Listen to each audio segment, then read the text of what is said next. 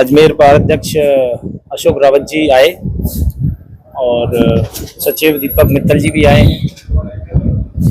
रुपेश जी जो किशनगढ़ बार अध्यक्ष ये भी आए हैं और इनके साथ इनका प्रतिनिधिमंडल भी आया। ये बातचीत की गई एसपी साहब के साथ में।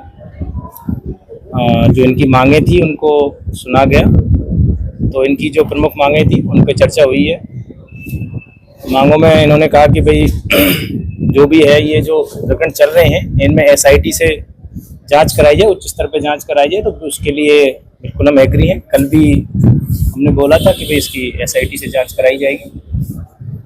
इसमें कोई भी यदि लापरवाही किसी भी स्तर पर रही है किसी भी कार्मिक की तो उसकी भी एक जांच कराई जाएगी।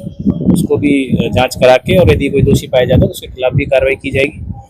और इसमें जो है वो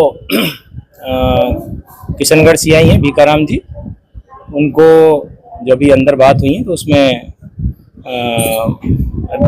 लाइन भेजने का अब इनको बातचीत हुई है। तो उनको फिलहाल लाइन भेजा जाएगा। और जो वाटर कैनन वाला इंसिडेंट हुआ है उसमें भी कोई लापरवाही रही है उस पर जांच कराई जाएगी। ये बात तो यानी भीकाराम जी को लाइन ऐसे दिया है, अभी फिलहाल उनको लाइन भेजा जा रहा है।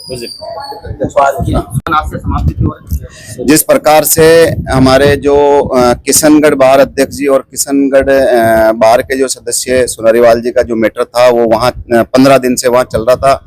उसके बाद में 3 दिन से जो जिला बार एसोसिएशन अजमेर में चल रहा है उसको लेकर के हमारी कई दौर की वार्ता हुई थी। हमारी 2-3 दिन पहले भी वार्ता हुई थी, कल भी वार्ता हुई थी, लेकिन कुछ बिंदुओं पे हमारे सहमति नहीं बनी थी।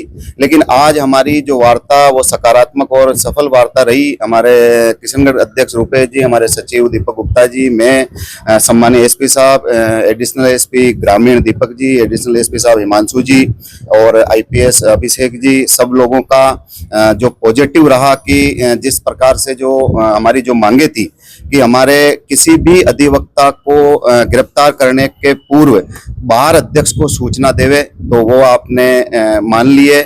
उसके बाद में हमने कहा कि सुनारीवाल जी के जो प्रकरण को वो उच्च अधिकारी एसआईटी गठित करके और उसमें अगर कोई भी सीआई की या किसी भी कार्मिक की अगर गलती रही है तो उनके खिलाफ भी कार्रवाई करे। तीसरा, उनको सीआई साहब को थाने से हटाया जाए तो उनको लाइन में भेजा है। और चौथा, जो वाटर कैनन की हुई तो उसमें जो दोषी कार्मिकों की जांच करके उनके खिलाफ कार्रवाई की जाए, तो उनका भी कहा कि उनके खिलाफ भी कार्रवाई की जाएगी। इस प्रकार हमारी सभी मांगे मान ली गई है और हम पुलिस और अधिवक्ता और न्यायपालिका ये सब आपस में पारस्परिक अच्छे संबंध होने चाहिए। आम जनता परेशान नहीं होनी चाहिए, पक्षकार परेशान नहीं होना चाहिए। हम भी कभी जनता को और पक्षकारों को परेशान नहीं करना चाहते हैं और पुलिस और अधिवक्ताओं में टकराव नहीं होना चाहिए। हम आपस में आपसी हमारे संबंध अच्छे रहने चाहिए। इस प्रकार वार्ता सफल रही।